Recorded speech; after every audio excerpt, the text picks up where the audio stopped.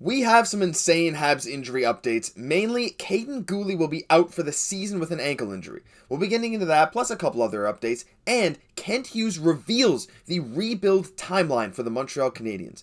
Finally, in the recent NHL Players Poll, only one Montreal Canadiens related thing made it, and we'll be talking about all that on this edition of Habs Digest.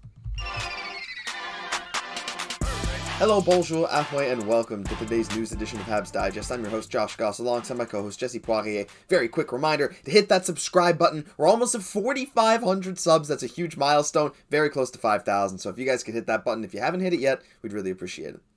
First thing to talk about today, Jesse. I know we're excited to hear about the rebuild timeline, but we got some injury updates. The main thing is that Kaiden Guhle is done for the season with a high ankle sprain. Good news is there's no surgery required, but this is just some brutal news to add on top of the other news that we've heard. Before we get into the other injury updates, I got a question for you, Jesse. This Kaiden Guhle update obviously is devastating. Do you think that he was rushed back from injury? He certainly didn't look at full strength in the games he played, and now hearing he's out for the season, it has me maybe further questions for the Montreal medical staff. I think he was rushed back, and again, it kind of points to the medical staff again, because if there's 1 year where we really want to be taking our time on this, it is that. Because like we've mentioned, fans of the pod definitely know we've been talking where they're kind of bringing players back and then getting re-injured very shortly after. So it has been a common theme so far this season. So definitely a little bit alarming. I was looking forward to seeing him play for the rest of the season. But as we know, the hockey gods giveth and they take it. Seems like a lot of takers so far this year, but that's just the way the cookie crumbles. Yeah, definitely less giving than taking this year for Montreal. It's been a horrible injury-riddled season. As Arpen Basu tweeted, he said Kaiden Guhle was playing with a knee brace on his left and right knee, and now he has injured his ankle. He has one good joint in his legs, which is not something you want to hear from your rookie potential future star defense. It does. It sounds like Monahan. And this guy's like, 20 years old? He's supposed to be the future of the franchise on defense, and he's already got 2 knees and ankle problems. It's just so many questions. Unfortunately, he'll be out for the season, which is only another 11 games, but yeah, it's really unfortunate, but he's not the only one probably out for the season with an ankle injury. Josh Anderson, we haven't heard the results of testing, at least not as of the recording of this episode, but he's set to undergo tests on his ankle, but he is also not traveling with the Canadiens to Boston on Thursday. That's just a little thing. We already kind of discussed that a bit at length yesterday. We're not going to get too much into the Josh Anderson stuff. We hope he's all right. But Jesse, the big one, the one I want to talk about. The Canadian center, talking about Jake Evans, was spotted at practice today with a full contact jersey before the Canadiens get set to travel to Boston to face the Bruins. This says it's unsure if he will suit up for the Montreal Canadiens, but his return looks to be imminent. And just before we started recording, a tweet came out saying that Jake Evans could likely play against Boston. How exciting is it to finally have maybe 4 real NHL centers for the first time in a while? I'm so relieved. We've been putting in good effort in the meantime, but it's nice to see some people coming back, even though we are still having some injuries kind of coming up. Definitely a much-needed reinforcement having Jake Evans back on the ice. Always a big fan of his hustle, and I think he has a lot of skill that's still unexplored, so I want to see him at some point get to that 3C spot. I think unexplored is an interesting way to put it, especially with, there's a lot of line combinations this year. Jake Evans definitely has not had his best year from a point production standpoint, but he's had so many different line mates, of course, earlier in the year with Slafkovsky and, Drouin at some point. There's just so many weird combinations, but maybe he can find some chemistry late in the season with some of these AHL guys trying to make a push for the Habs roster next year.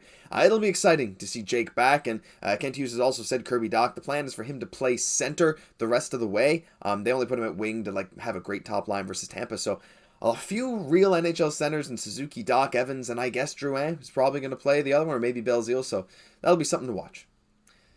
Jesse, this is sort of the one we wanted to talk about a bit. This news came out yesterday, but of course there was a game. We don't do news videos very often on game day, so we decided to cover this today. But Kent Hughes had a pretty interesting quote regarding the timeline of the Habs rebuild, and we're going to have a look here. Credit of the Reddit user Vince2899, who found this chunk of an interview. He said, Kent Hughes said, listen, I think it's going to be another 2-3 years. But again, we're hopeful we have opportunities to trade for good young players like a Kirby Dach instead of using a draft pick for it. We'll try to do that, and that's kind of a way to expedite the timeline, but we won't go sign a 28-year-old or 29-year-old to a long-term deal at this point in time to be that much better next season. So this is interesting because the Habs were linked to some very good players that are around that age, someone like a Timo Meier, maybe a little bit younger than that. And of course, we mentioned, we've kind of talked a bit recently about maybe Jonathan Huberdeau in the future, of course, Pierre-Luc Dubois. But I'm going to ask you first, Jesse, do you think it's a good idea for Kent Hughes to just straight up not go after a 28 or 29-year-old player at this point in time? Do you think that is a healthy strategy for the rebuild? Or do you think that we should maybe stick to the traditional, at least in the past couple decades, Montreal standard of constantly trying to compete? I think it is a good strategy to just have a little bit of patience. And we did talk about this with a little bit of our trade deadline videos. Like, we really didn't expect for them to go out and sign somebody like Timo Meier, kind of a really good example of a great player, but around that same age group. It's just really not quite the time for us to do that right now. So I think maybe waiting 1 year, 2 years, we might add those type of players. Maybe even next offseason, not this offseason, but the season after, I could see us really making a splash and really going things, because now we're starting to have our younger players like Caufield, Slafkovsky, Suzuki kind of maturing, slowly getting into their primes. That's the time to really make a splash at that point in time. Now, in regards to the 2 to 3 year timeline that Hughes is giving for the rebuild, I think that's, right on schedule. I think that looks great. However, I think that's going to be hugely dependent on what we get as a result in this year's draft lottery. Because I think, obviously getting a Connor Bedard, that's going to change things really quickly. He's still going to need a little bit of a time. We're not a complete team just with Connor Bedard. We will still need to kind of do some adjustments there, addressing our goaltending, everything else. So, the 2 to 3 year timeline definitely makes sense. I think he's being conservative. Because as I've said for a long time, I think the Montreal Canadiens are a much better team than what they're showing. We've just had a lot of injuries lately. So we need a healthy lineup. We definitely want to get some great high-end talent and some goaltending, and we'll definitely go from there. Well, let's not forget, you're right, Jesse, this Habs team was not that bad early in the season. There were a lot of unsuspected wins. This team was rolling against some top competition. It really was just the injuries that derailed the season, but I think it is a bit of a blessing in disguise, because you're right, this draft lottery has huge implications for the next few years. 2 to 3 years seems very reasonable to me. But one thing that I found interesting, of course, in that piece is that Kent Hughes said that he wants to make more trades for a player like a Kirby Dach instead of having to use draft picks on it. Now, of course, the last draft, it was the 14th pick and something a bit later for Kirby Dach. Maybe it was the 13th. I do wonder, I genuinely think that a trade will be in the works around draft time involving Florida's first round pick, especially if it lands within the top 15. And I start to wonder, if Montreal doesn't win the lottery, and let's say they get 5 or 6, do they try and go out and get a young star with multiple picks from a team that just decides that they want to move into a rebuild? Do you think that could ever be a possibility?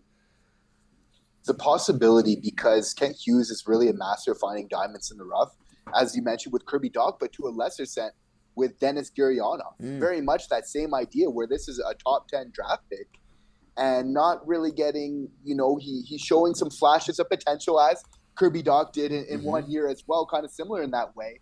But we've both seen a huge uptick in their production since coming over. So I could see these smart, very savvy type of moves that Kent Hughes will continue to make. He's already shown that he wants to do that. And even for our goaltending, even though we're not going to be looking out for that 28, 29-year-old player, we'll probably be waiting a couple years to make those type of free agent acquisitions.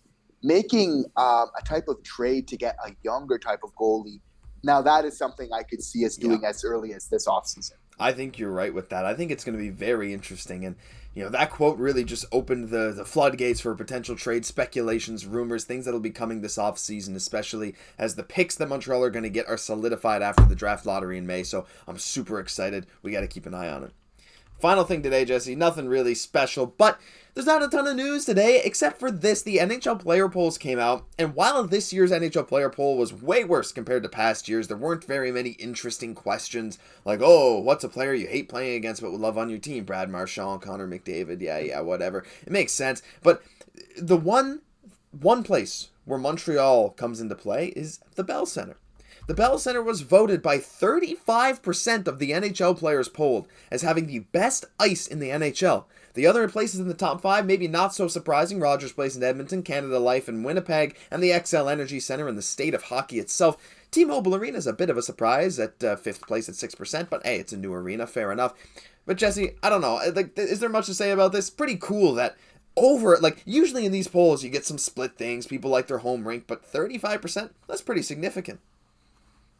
As a Quebecois man, I definitely take pride in this, having the best ice, both, indoors in the Bell Center, then outside as well. But no, it is great to see because it does matter to the game as well. And we're seeing a lot of those Canadian teams, with the colder temperatures, definitely having the best ice. But, that's something at the Bell Center they take a lot of pride in, an art, a craft that they've been building over a long time. So it's just great to see, though, that not only do we have the best atmosphere in the NHL, which is undeniable, the best fans in the NHL, Habs Digest Nation, yes, I'm talking to you, but also right, the best ice to go with it as well. So, I mean, what more can you ask than that? No, exactly. And being there in person for the first time, fans, arena, staff, atmosphere, ice, everything just looked, felt amazing. So I'm glad that Montreal made this list somewhere, even if they're not having the best season, maybe didn't make any of the top players or top goalies lists. It's always fun to see Montreal get represented. But that'll do it for this news edition of Habs Digest. If you enjoyed, leave a like, comment, subscribe to the channel. Help us hit 5,000 subs before the end of the season. It'd be really, really appreciated. I'm Josh Gosse for my co-host Jesse Poirier. We'll catch you in the next one.